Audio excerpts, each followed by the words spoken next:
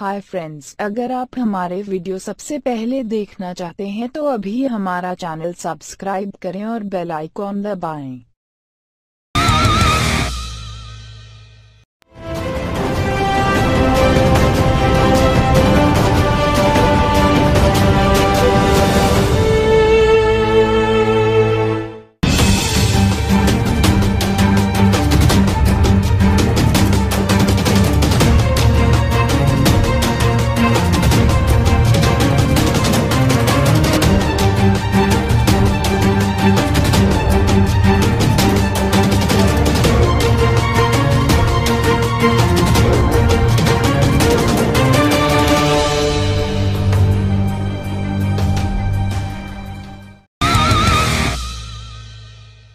योगी को अयोग्य सीएम कहने वाले मंत्री ने साबित की अपनी बात, नहीं बनी सड़क तो खुद हाथ में उठा लिया फावड़ा। उत्तर प्रदेश को गड्ढा मुक्त बनाने और वाराणसी को क्योटो बनाने का संकल्प लेने वाली बीजेपी को ओम प्रकाश राजभर ने एक बार फिर बड़ा झटका दिया। वाराणसी में सुहेलदेव भारतीय समाज पार्टी के राष्ट्रीय अध्यक्ष और योगी सरकार में कैबिनेट मंत्री खुद ही सड़क बनाने लग गए। ऐसा इसलिए क्योंकि उनके लड़के की शादी है और इसके लिए उन्होंने पीडब्ल्यूडी मंत्रालय को सड़क बनाने को लेकर शिकायत भी की थी। दरअसल कैबिनेट मिनिस्टर ओम प्रकाश राजभर के बेटे अरविंद राजभर की शादी 21 जून को हुई है और रविवार यानी 21 जून को वाराणसी स्थित उनके पैतृक निवास पर रिसेप्शन होना है। उनके बेटे का प्रतिभोज जहां होना है वहां उन्होंने सड़क बनाने के लिए कुछ लोगों को भेजा, मगर प्रस्ताव भेजने के बाद 6 महीने बाद भी कई बार सड़क बनाने के लिए कहा, मगर किसी ने मंत्री जी की नहीं सुनी। ऐसे में वो खुद सड़क बनाने उतर गए। अपनी सरकार के खिलाफ मुखर होकर बोलने वाले राजभर खुद ही फावड़ा लेकर सड़क बनाने लगे। इससे पहले राजभर कई बार बीजेपी पर हमला करते हुए सीएम योगी को एक अयोग्य मुख्यमंत्री बता चुके हैं।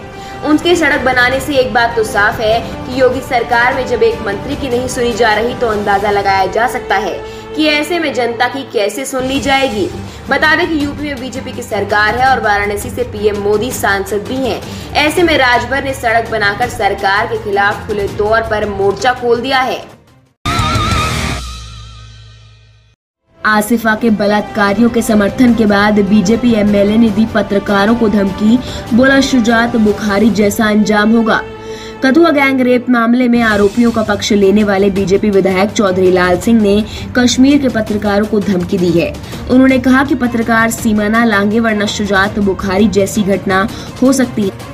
शुक्रवार को एक प्रेस कॉन्फ्रेंस के दौरान लाल सिंह ने कहा, कश्मीर के पत्रकारों ने यहाँ गलत माहौल पैदा कर दिया है।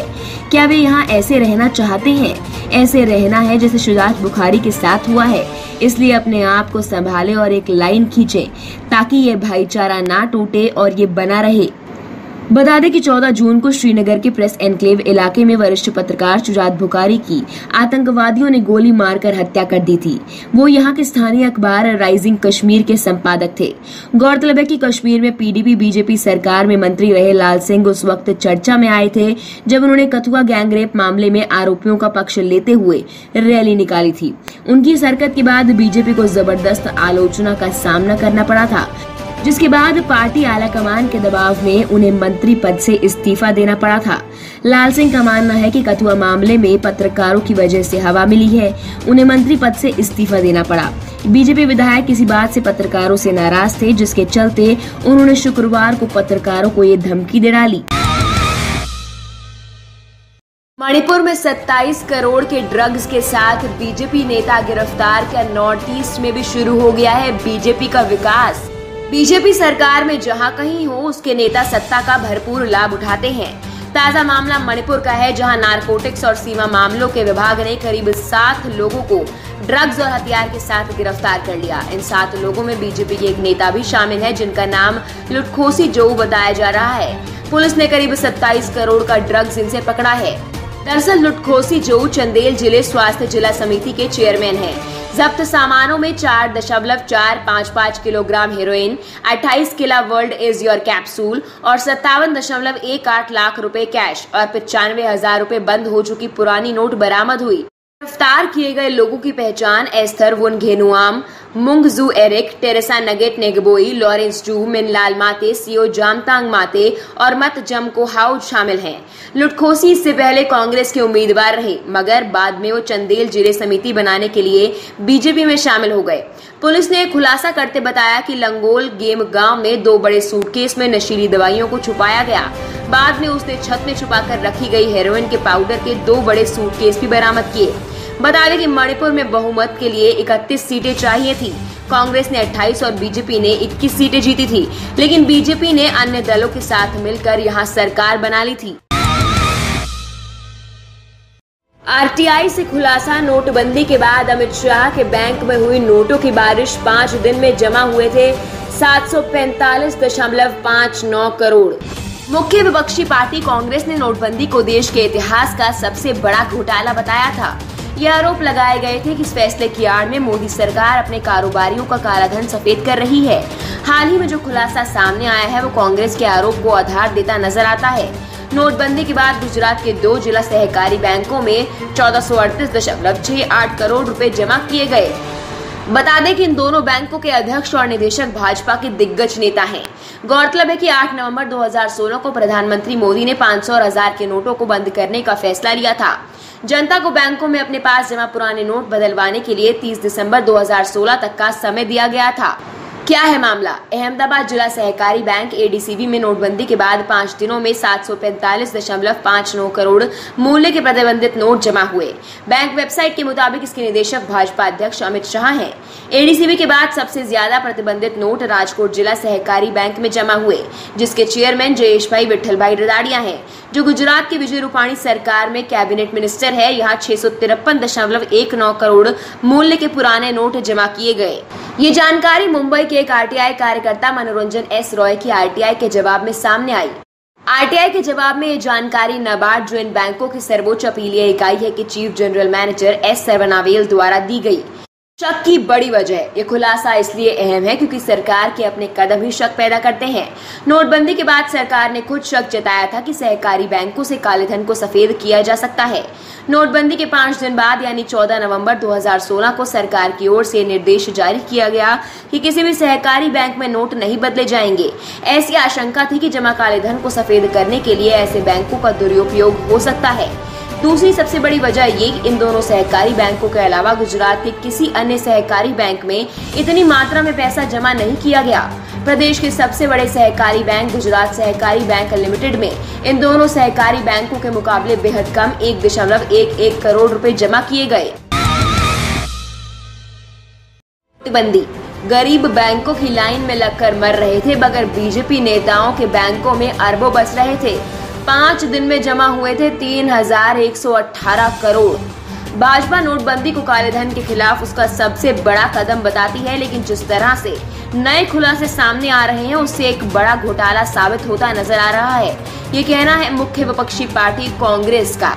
कांग्रेस ने नोटबंदी के बाद इसे देश का सबसे बड़ा घोटाला बताया था।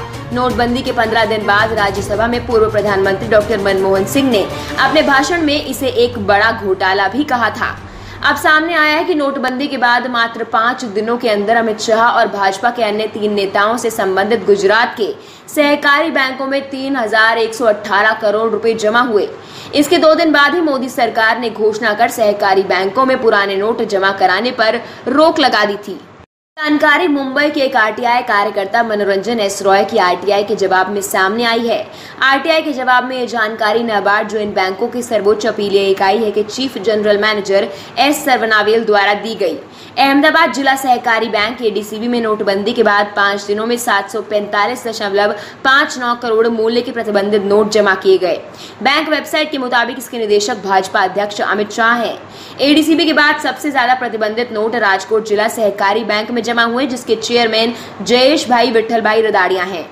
जयेश भाई गुजरात की विजय रूपाणी सरकार में कैबिनेट मिनिस्टर हैं। यहाँ 653.19 करोड़ मूल्य के पुराने नोट जमा किए गए। कांग्रेस ने अपनी प्रेस रिलीज जारी करते हुए अपने पुराने दावे को फिर से दोहराया। प्रेस रिलीज में अमित शाह समेत अन्य भाजपा नेताओं से संबंधित 11 बैंकों के नाम दिए गए हैं, जिसमें 3118 करोड़ रुपए जमा किए गए। सूरत जिले के सहकारी बैंक में 359.85 करोड़ रुपए जमा हुए। इसके निदेशक भाजपा सांसद प्रभुलाल नगरभाई वासवा हैं। सबकरनाता जिले के केंद्रीय सहकारी बैंक में 328.50 करोड़ जमा किए गए। इसके निदेशक हिम्मतनगर से भाजपा विधायक राजेंद्र सिंह रणजीत सिंह चावड़ा हैं। बनासकांठा जिले से केंद्रीय सहकारी बैंक में 295.30 करोड़ रुपए जमा हुए।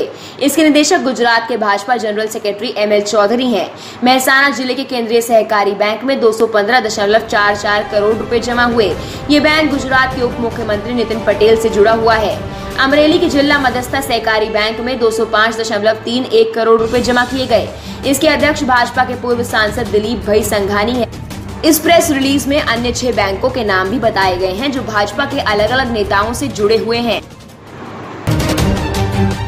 माइंड द न्यूज रूम की रिपोर्ट। उम्मीद करते हैं आपको ये वीडियो जरूर पसंद आया होगा। हमारे इस वीडियो को लाइक और शेयर जरूर करें और अगर आप अपना कुछ फीडबैक या सजेशन देना चाहते हैं तो नीचे कमेंट सेक्शन में कमेंट लिखकर दे सकते हैं। अगर आपने अभी तक हमारे चैनल माइंड द न्यूज को सब्सक्राइब नहीं किया है तो प्लीज अभी सब्सक्राइब करें और बेल आइकन भी दबाएं ताकि आपको हमारे नए वीडियोस के बारे में सबसे पहले पता चल सके। तो देश दुनिया की सनसनीखेज और मजेदार खबरों के लिए देखते रहे माइंड द न्यूज। नमस्कार। सब्सक्राइब करना ना भूलें।